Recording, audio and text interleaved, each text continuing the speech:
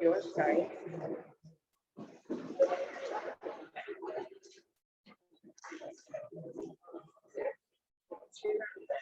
Situation for that person. Is yours?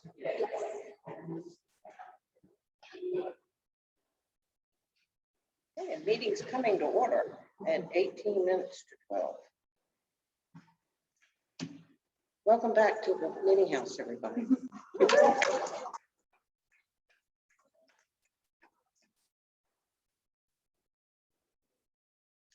The last 15 months have been difficult for each of us individually and also as an organization. And the board and probably all of you wish each other that none of you suffered a loss during that 15 months, and that if you did, that you have our sincere empathy and sadness in that. All that said, we are happy to welcome you back to our place. I'd like to share with you a little bit about what's going on at the site in the last year and a half that you may have read about in the newsletter or may not. And so we've been busy even as we've been closed. Meeting House has a whole new fire safety system. This building, both in the basement and the floors above. We have smoke detectors in the basement and we have CO detectors on each floor up. So we are in a much safer situation. There is a cellular connection to the fire department and to staff so that if there is an alarm that goes off, we will have immediate response from both the fire department and Chilhowee. We have attempted to consider the notion of putting air conditioning in this building, which you can imagine with this sort of volume, it would be difficult to do. And in the course of doing that, we realized that we may or may not have the amount of electrical underpinning that we need to make that happen, that would actually support an air conditioning system. So right now, we have monitors that the Facilities Development Group gave us to monitor what's going on in terms of our electricity usage. This winter, we had a typical, please come sit. We had a problem with the roof leaking and a vent that was corroding in the attic on the boiler. And after a lot of trips from people who were looking at it, we determined that the vent was improperly installed. And as a result, it was corroding the copper wiring that brought the power to the vent. And that as a result of all of that, there was a leak in the roof. So after all of that, we got that fixed. You may have heard that we had a Regional Economic Development Council grant of $500,000 that we were awarded how long ago, before my time. 6 years. And it is finally beginning to come to fruition. That money will get matched by Albany County, so we'll have $1 million to stabilize buildings. And by that, I mean none of the pretties. We'll have roof work done, foundation work done, make sure that no water is entering the buildings. They will stay safe until we can bring forth the kind of funds that it would take to rehab each of them so that people would have access to more and more of these buildings. The bids are out. They've been awarded, the construction has been awarded to Bunkoff, who is regional. They've done other historic work, particularly at Olana. So we hope that they, in spite of the fact that they were the lowest bid, that they will do a good job here. That said, we have asbestos in some of those buildings, which has to get abated and has to be done prior to the rehab work, as would make sense. And that, we don't know at this point what that's going to cost, and that will impact that $1 million as well. So the extent of what we're able to do in the next year or year and a half is relegated to asbestos abatement. We're exploring repainting the barn. Yay, right? And even better than that, we would like to put 3 restrooms in the barn. And we've gotten quotes on being able to do that, which are high for us, but doable as a capital campaign. And we hope that by next summer, we will have a newly painted barn with restrooms. We were asked, we don't have a whole lot of clout in this. The West Family site, which is hop, skip, and a jump in that direction, that house the West Family is being approached upon by a new BOCES building. And while we don't have a whole lot of clout to be able to determine what's going to happen with that in terms of materials or its proximity to the West Family site, we have voiced our opinion on landscaping that would buffer, and we've asked for it to be pulled closer to the road, the highway, rather and away from the hill side where the West Family site is. This April, we planted 30 new apple trees, and what was interesting about that is that we joined with the Albany County Probation Department and their Project Growth program, which allows folks who have young people who have done something that was against the law to shorten their probation period by going through the 6-week course. And we had 3 young men who helped us plant the trees and also to build the fence, the split rail fence that's around all of that. And one of them has a real interest as a result to do some more landscaping work. And so I've made a contact with Fatigans to try and get him in to be able to meet with them and perhaps have a summer job there. Right now he's delivering pizzas. In addition to that, the Herb Garden is 30 years old this year, and which is why, in part, we are celebrating it today. And we've celebrated for a whole number of reasons, but beyond its length of time. We have a new fence this year that we started raising money for last fall. That the money came in and we got the fence started last fall. We finished it up this spring. The gates were put on by the Northeast Woodworking Association guy named Charlie Stoddard, and which was done just before the craft fair last weekend. So it's intact, it's beautiful. If you haven't seen it, and I hope you're staying to the garden party so that you'll be able to do that. We have also been fundraising this year. I think the pandemic showed all not-for-profits where they are vulnerable. When you can't do that which was afforded you the money to do what your mission is. And in our case, we are event heavy and the craft fair heavy. And so events that had to take place here, we weren't able to do that this year. So as a result, we were concerned that we might have to go into the small endowment that we have at the Community Foundation to be the buck for, to be able to get through this year. That didn't happen. In spite of the fact that we weren't able to do tours, we weren't able to do workshops, we didn't have any in-person gift shop. Johanna reduced expenses in an amazing way. Nobody was laid off. Everybody, the folks that work here and volunteer here were able to do their work throughout the year.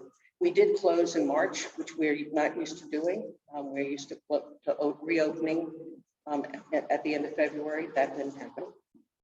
We closed in March. The gift shop went online, and that was a struggle We didn't have any experience in how to make that happen. And it took some time, but it's been up and running for 6 months and people are buying from it. And the board stepped up. And I thank all of you for that.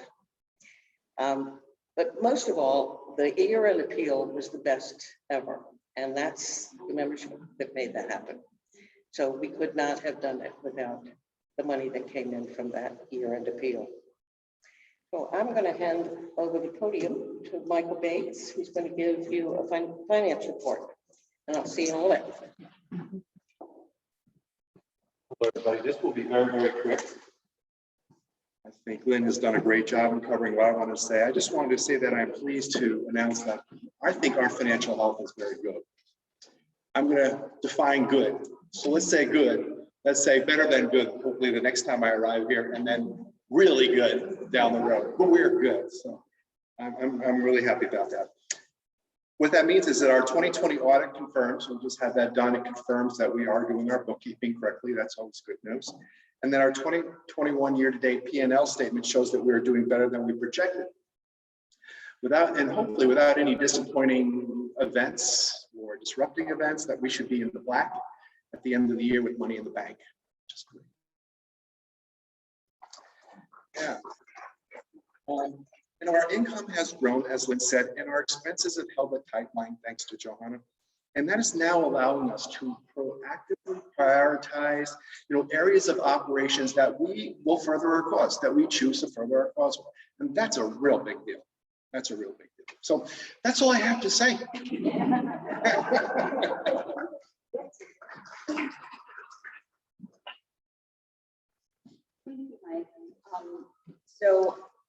I will try and provide a brief overview of the past year and a half.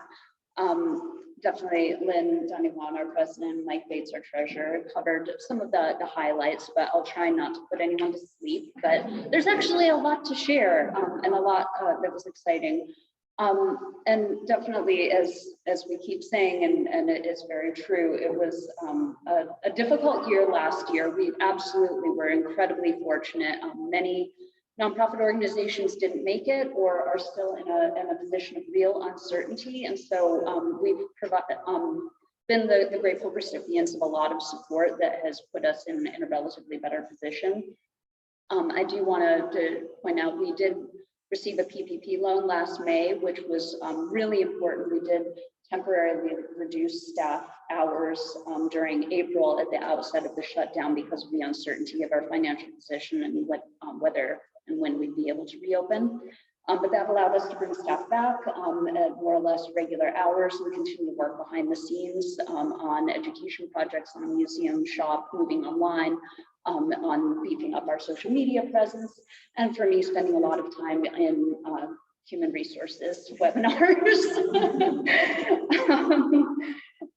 But we additionally are very thankful that we received a $5,000 CARES grant through Humanities New York and $10,000 in emergency COVID support from the Bender Family Foundation.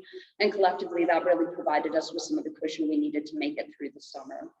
I also should acknowledge the New York State Council on the Arts, which continues to provide us ongoing general operating support through a 3-year $45,000 grant. So that also is essential to our operations. I will also acknowledge again that 100% of the board contributed to our emergency campaign last spring, which is a huge endorsement and support, and I really am grateful to each and every one here and not present today. And our donor base was really generous. It was a difficult time financially as well as personally for many people, and those who were able to give gave very generously. So I really am thankful. We were able to hold our September craft fair last fall after reopening, all outdoors and socially distanced. We found that our attendance was down about 40%, but again, people who came gave very generously. So we actually saw an uptick in our admissions revenue despite the reduced attendance, which really from a health perspective was good anyway. But we are also our holiday market. Similarly, we saw that through the consignment market, our visitation was down about 30% for that event, but individual spending was up about 25% over the prior year. So that trend of people who had money, had a little extra to spare. I know that I certainly spent less on restaurants last year. But we learned some valuable lessons about kind of keeping our expenses down through marketing and kind of adjusting our staff operations. And some of that I think will carry through into the future. We definitely learned some valuable lessons, not just about belt tightening, but about efficiency and managing staff resources. Looking at the draft audit figures, I don't want to cite any exact numbers because it's not the final version and has not yet been approved by the board, but we saw overall a net decrease in our assets of about $12,000, but that's largely attributed to depreciation. So the normal depreciation of equipment and improvements that have been made to buildings over the years. So we actually ended last year with a little more unrestricted cash on hand than we did end year of 2019, which is pretty spectacular. We reduced our expenses by about $80,000 to try and keep track with the reduced income. And this was a combination of factors. We did reduce our staff hours, and we did have 2 part-time staff who opted not to return after the reopening for health and personal reasons. And shifting to focus more on consignment vendors to reduce our upfront costs with shop sales and things of that nature. But we, in summary, I think that the really important outcome of all of this is that we were able to avoid a drawdown of our small endowment fund. You may or may not know that we have, it's about a $300,000 endowment now, which was the result of a surprise bequest by a longtime volunteer, Carol Marks, I think in 2008. But that, that formed the foundation of an endowment, which is one of the things that I hope as an organization, as we continue to grow, that we can build on her legacy. And that income that comes in every year really adds an incredible amount of stability, and really I think that's an important target for us as well in the future. Some quick facilities updates to add to what Lynn has shared. I'll try not to duplicate. We have been completing this evaluation work on adding cooling, and that was, I should say, funded in part through National Endowment for the Humanities grant, which provided funding for a mechanical and electrical assessment. And then we're going to be working with them on design documents for hopefully an air source pump for heating and cooling in the building.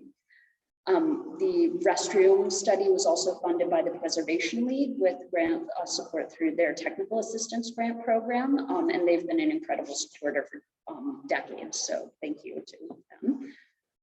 And our fire safety system was funded through the Huntsdorfer Foundation, who are, again, are an incredible, generous, and consistent supporter of the organization. And, just about every building and every facility that you can see on the property has been touched by the generosity of the Huntsdorfer Foundation in one way or another. And I will echo thank you to the Northeastern Woodworkers and Charlie Goddard and Jim Fadigan in particular for really spearheading that effort, along with our generous donors who made it possible. And it's amazing how quickly it's already receding into the background in my mind with all the events of the past year, but I'd be remiss in not noting that we got a 50-year lease last December. And that's not something I really can claim credit for, because that began decades ago, really.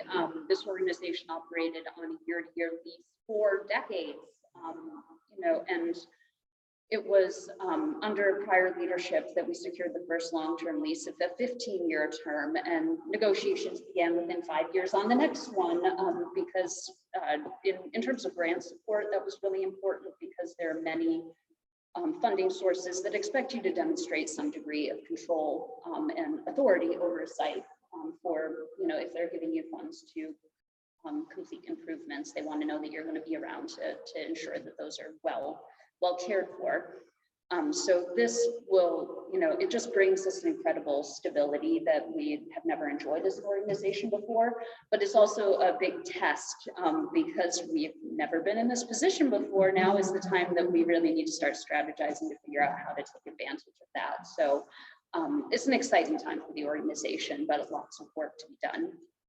But I will say thank you so much to Nathan Rushi on the legislature, who really shepherded me through the process of negotiating the political process, and to the legislature, which voted almost unanimously to approve this under the leadership of Andrew Joyce.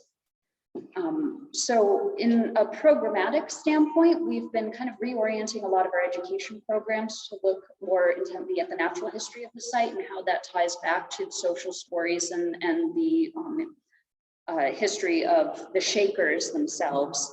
And so the orchard is a piece of that. And I would be remiss in not mentioning that Pollinator Week is starting today, which is very closely linked to our apple orchard and the bees that are kept over at that site. But we're partnering with 8 other local nonprofits on a week of different programs and events.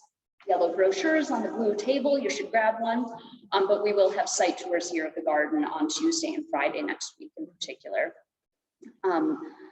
I also will note that Ninepence Cider continues to harvest apples over at the orchard. And so our next edition of Shaker Cider should be coming out this summer. And I'll be excited to share the update about when that is released so everyone can go to the tasting room and try some. But the varieties that are grown in our orchard are historic and appropriate to varieties Shakers may have grown. And coincidentally, Shakers often grew apples for hard cider. So they're, it makes actually a very delicious brew. We also are looking forward to installing some new interpretive signs at the orchard and the cemetery this summer with support from John and Betty Nichols. And those will complement the 10 signs that were installed on the property last fall that added some interpretive material for passive visitors, dog walkers, hikers, and all those folks who may or may not come in to talk to a human being here at the site. And those interpretive signs were provided through the Hudson River Valley Greenway. So lots of donors to thank. We also, like all nonprofits, pivoted to focus on online programming last year, which started in April with a series of wildflower walks that had been planned for the Anley Pond and then moved to a virtual format. We also replaced our summer craft fair with a summer celebration broadcast live on Facebook, which featured updates with Becky in the herb garden, with Bob Riley at the cow pasture, with our educator Lorraine Weiss at the Anley Pond, and many others. And we additionally collaborated with Historic Albany on a 6-week video series on social media, and Lorraine led several programs focused on foodways and food culture at Shaker sites in collaboration with Hancock Shaker Village and other Shaker staff this past winter. I'm also super excited that we're working now on plans to revamp and relaunch our virtual Waterfleet website, which went dormant last fall due to obsolescence of the platform. This debuted in 2013 and it was award-winning, got several regional and national awards, and it presents, another avenue for understanding history of the site through both 2D and 3D interpretive tours, biographies of both prominent Shakers and Shakers who just live their day-to-day lives at the site. And so we're working right now on editing content and preparing to relaunch that, hopefully by the end of this year. Fundraising efforts are ongoing, but we've secured 11,000 so far through individual donors, through support from Discover Albany, formerly the Albany County Convention Visitors Bureau, and again, the Hudson River Valley Greenway. So thank you. But we continue to kind of pursue new partnership opportunities as a way to expand our reach. Being a small organization with 1 full-time and 4 part-time staff, we have to be thoughtful and creative about our resources. So we're working on actively collaborating more with other Shaker sites around the country on virtual programming in particular. And this has taken the form of looking at Shaker food in particular has been a fun theme. I got to participate in a Shaker pie event for Pie Day 3.14, and we did a pie bake-off and tasting virtually together. So we're looking forward to finding more fun opportunities to collaborate both on research and public programming. So looking ahead to 2021, again, I'll try not to duplicate what others have said, but we're getting ready to prepare for the 2022 budget process, and priorities that I see will be kind of reinvesting in staff resources next year. But as we've said, we've all done some belt tightening this year, but I want to look carefully at kind of continuing to improve salaries and benefits for staff working at the site. And additionally, reinvesting in more marketing to kind of expand our visibility through the region, because we still get so many visitors who say, I've lived here my whole life and I never knew that you were here. So I want to try and change that one person at a time if need be. We also have been trying to expand our reach to new audiences through craft fairs in particular, because those bring such a broad segment of people and such large audiences to our site. And Jackie Davis, our craft fair manager, has been working really hard on recruiting more vendors of color in particular, to sort of expand the visibility of people of color doing that work in our community, and also as a way to kind of attract new people to the site. And so I think that we took good steps in that direction with our June fair, and we're going to try and continue that momentum. We're also continuing our online and on-site exhibit revamps, and the virtual water fleet project will inform updates to our on-site exhibit room right behind me this fall and winter. And we have been working hard on improving stewardship of our small collections. We have an object collection of about 700 objects and an uncounted number of photos and ephemera. And we've received support from, again, NEH and also the Documentary Heritage Preservation Services of New York, which have provided in-kind support for archival assessments that are helping us revamp how we're cataloging and inventorying, and also eventually help us store our collections. Our volunteer program has started to grow again, which is really exciting after a year of all remote, and the RSVP Center at Colony Senior Center has been an incredible resource, bringing in 4 to 6 new volunteers each year. So I'm really excited to continue that partnership and bring new people into the fold at the Shaker site once we get our claws in them. And we also are looking forward to starting to grow our rental program again, which was a huge source of earned income that we really missed last year. But we entered into an exclusive partnership with Touche Catering. So they handle the marketing and the booking and the showings, and basically send me the contracts, which is just a very happy arrangement for me.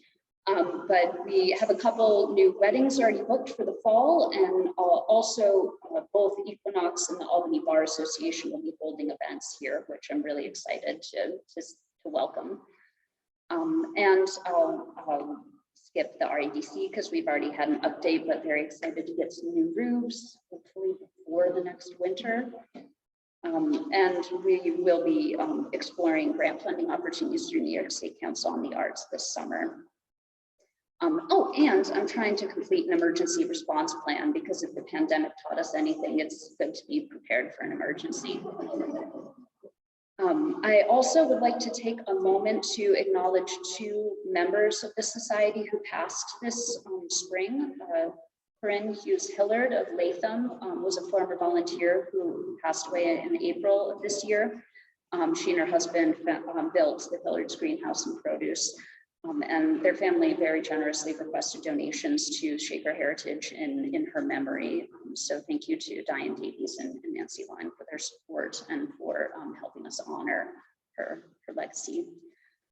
Similarly, Clara Staunton of Seattle, Washington, passed away this spring. She is a former volunteer and I believe once upon a time a board member of the organization. But she was a Shaker enthusiast who attended many Shaker seminars through the years, and her family will be donating a small collection of her notes and ephemera to the organization. All right. With that, thank you for listening. And now I'd like to just take a, oh, yes. No, please.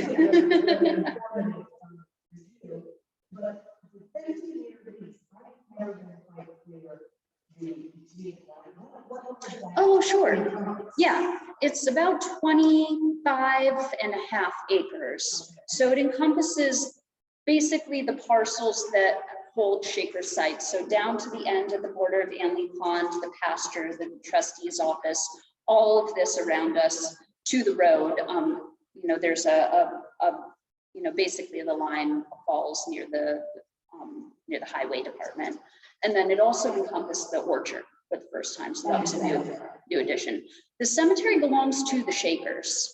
So the United Society, because there are 3 still practicing members, they have their own trust that administers those. So we try and steward it as the neighbors, but that's their land. Yeah, certainly. I should say, and are there any other questions? Yes. About 130 households are members, and that doesn't encompass all of our donor base. Basically, you know, the legal distinction is a membership is a gift in exchange for goods and services, so it's treated differently. Our overall donor base is probably closer to 400 households that are active year to year. Definitely. All right, I'll launch into my next piece and I'll wrap it up soon, I promise. I would like to take a brief moment to recognize outgoing board members of the organization. First, Judy Disco, who's not able to be with us today, is stepping down after 2 years, and she launched into the position of board treasurer when it was vacant and we needed someone in an emergency, and she took it on with gusto. She was incredibly supportive and helpful to me throughout her tenure as treasurer. Always was just a phone call away, so I really appreciate her service and would like to recognize her. Similarly, Linda Allen, who was on our board for 4 years and was the chair of our site committee, which helps administer things like facilities projects and our lease negotiations, is also stepping down. And Linda has a background in engineering, a fascinating woman who's worked in Mexico and in Baghdad, and you should definitely corner her sometime if she's at an event. But she provided a lot of expertise to the board through assisting me. I don't have a background in architecture, engineering, or planning, and so really helping me interpret documents and kind of navigate some of the technicalities involved in a big site like this. And finally, I'll recognize Mr. Bill Bruce, who is with us here today, who is stepping down after 8 years of service. He's actually run out of terms. Yeah, so he's being kicked off, I suppose.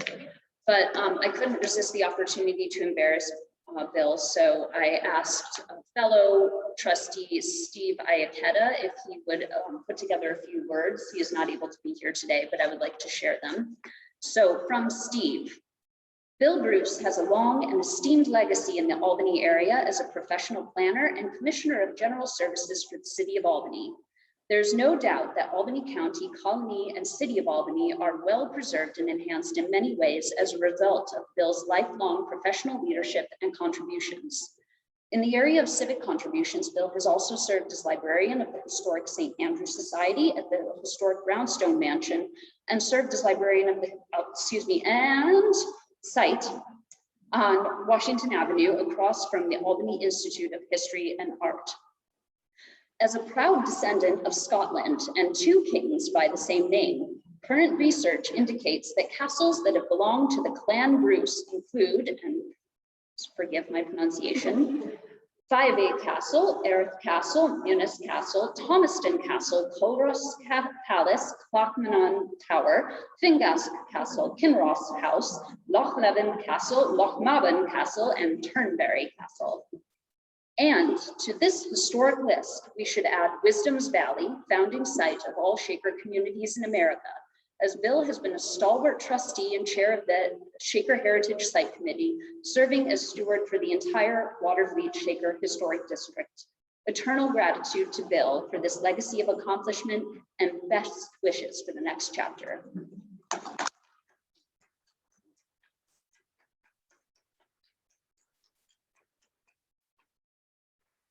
All right, so from here, I will turn it over to Vice President Danielle Walsh to introduce our new incoming board members. Thank you for bearing with me. Good afternoon, everyone. Thanks for coming this morning. So I'm going to introduce our board nominations for this year's board of directors. I'm honored to do that. A few of you are here today, so when I call out your name, feel free to stand up. You don't have to stand for the whole bio, but stand up so everybody knows who you are. Our first is Helen Adams-Keene. She is not with us today, but she is a resident of Delmar. Adams-Keene is an independent nonprofit consultant with more than 25 years of management and fundraising experience in higher education settings, including Albany Law School, Maria College, and Hunter College. She holds expertise in many fields, including resource development, philanthropy, and organizational management, strategic planning, board and volunteer development, communications, and marketing. The Shaker Heritage Site and Anley Pond Preserve are among her favorite destinations for family hikes, and she looks forward to helping to strengthen ties to our local community through education programs and events. Our next candidate is Gail Hughes Morey, who is with us today, and she is a resident of Schenectady. Hughes Morey is an experienced nonprofit professional skilled in professional development, public speaking, grant writing, ethics, and research methods.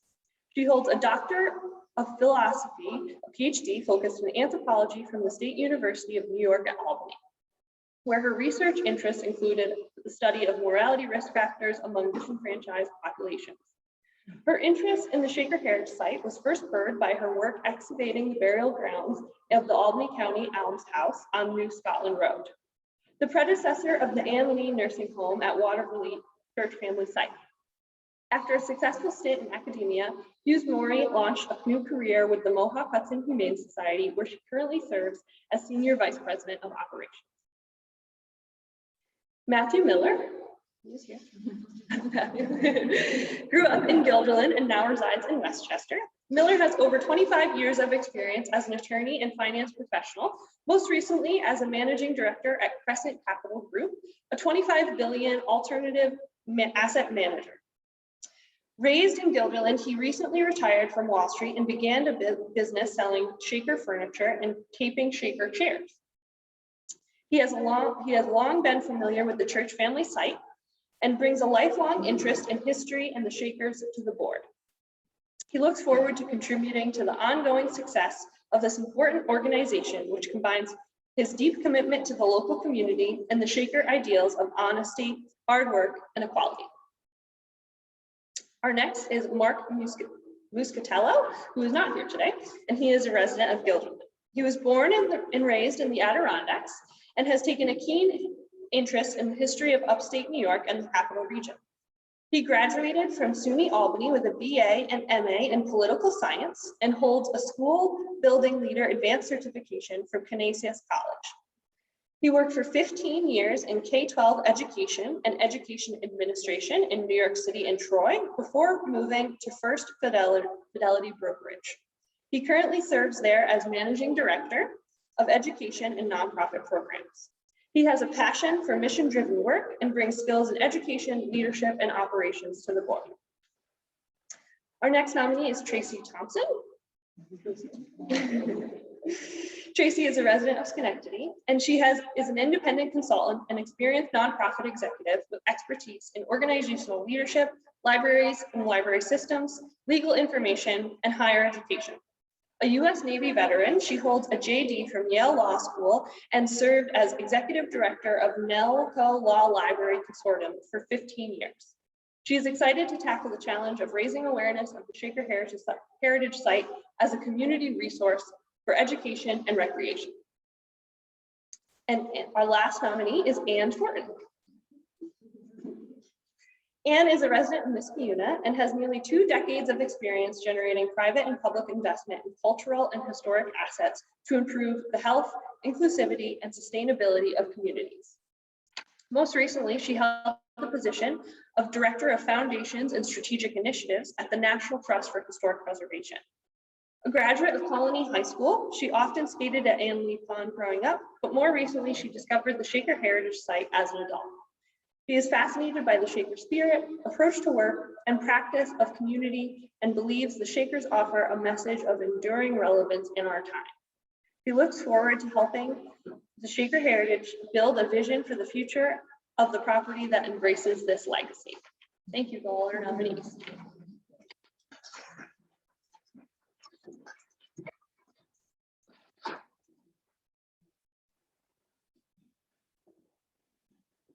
All right, so I have the official ballot results here to share with you today. So we received ballots from 26% of our membership. So thank you to everyone for your contributions. And I am delighted to share that everyone has been voted in. Welcome to the board. So I will record the official tallies in our meeting notes, but welcome, and it's a great pleasure to have such an esteemed and educated and knowledgeable and excited board. So thank you. And I'll turn it over to Lynn to wrap us up. So as you know, last year we did not have a Shaker Your Plate event in the barn because we couldn't. That said, we began thinking about what we might do instead. And we decided that we would consider a cookbook, and we would invite the community to submit recipes that were family recipes. The theme would be heritage. And it happened. And we have a cookbook coming out at the end of the month called Heritage Cooking, published by us. And we hope that you'll see it in the gift shop and maybe other places around town. And it'll be available online through the gift shop. And you can come here at any point and make a purchase of it. There are a lot of recipes that were family recipes, parents, grandparents recipes. It's going to be a great and fun to read. So we invite you to do that. That said, is there any other new business or other business that anyone would like to bring up? Can I have a motion to adjourn? And a second? Very much. Thank you for coming.